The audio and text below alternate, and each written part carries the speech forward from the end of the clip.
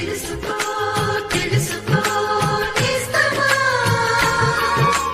బ్రతుకును మార్చుకో మానవా. ప్రభువైన యేసుక్రీస్తు యొక్క అతి శ్రేష్టమైన నామమున మీకు వందనములు. పరిశుద్ధమైన బైబిలు గ్రంథమందలి యోహాను సువార్త 19వ అధ్యాయము 2-3 వచనములలో ఇలాగు చదువుచున్నాము. సైనికులు ముండ్లతో కిరీటమును అల్లి ఆయన తలమీద పెట్టి ఊదారంగు వస్త్రము ఆయనను తొడిగించి ఆయన యొద్దకు వచ్చి, యూదుల రాజా శుభమని చెప్పి ఆయనను అరచేతులతో కొట్టిరి. ఈ రాత్రి అయితే యేసు ప్రభువు పట్టబడెను. మత సంబంధమైనట్టియు ప్రభుత్వ సంబంధమైనట్టియు ఆయన బోధలను గూర్చి వారు ఆయనను విమర్శించిన తరువాత ఆయనను కొరడాలతో కొట్టిరి. ఆ తరువాత సైనికులు ముండ్లతో కిరీటమును అల్లి ఆయన తలమీద పెట్టి ఊదారంగ వస్త్రము ఆయనకు తొడిగించిరి. ప్రభువైన యేసుక్రీస్తు పిలాతుతో, నా రాజ్యము ఈ లోక సంబంధమైనది కాదని చెప్పియుండెను.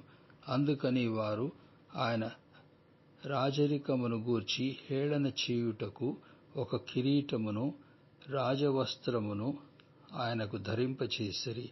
ఆయన ఎదుటకు వచ్చి, యూదుల రాజా శుభమని చెప్పిరి. ఆయనను అరచేతులతో కొట్టిరి.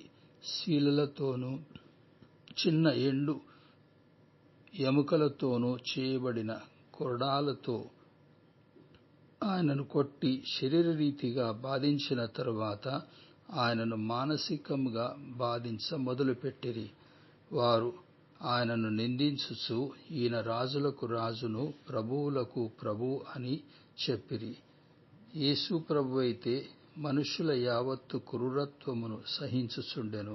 ఇదంతయు ఆయన విషయమై ప్రవచించిన ప్రవచనములు నెరవేరు నిమిత్తమే జరుగుచుండెను. ఏలయనగా మన పాపము నిమిత్తము దుఃఖమును, బాధను, వేదనను సహించి మన పాపమునకు క్షమాపణ అనుగ్రహించుటకు ఆయన మన కొరకు బలి అయి 3వ దినమున మృతులలో నుండి తిరిగి లేచి విమోచనను గూర్చిన నిశ్చయత ఆయనందు విశ్వాసముంచు వారికందరికిని అనుగ్రహించుచున్నాడు. మీరును ఆయన యందు విశ్వసించాలని మీ నిమిత్తము మా ప్రార్థన. తెలుసుకో తెలుసుకో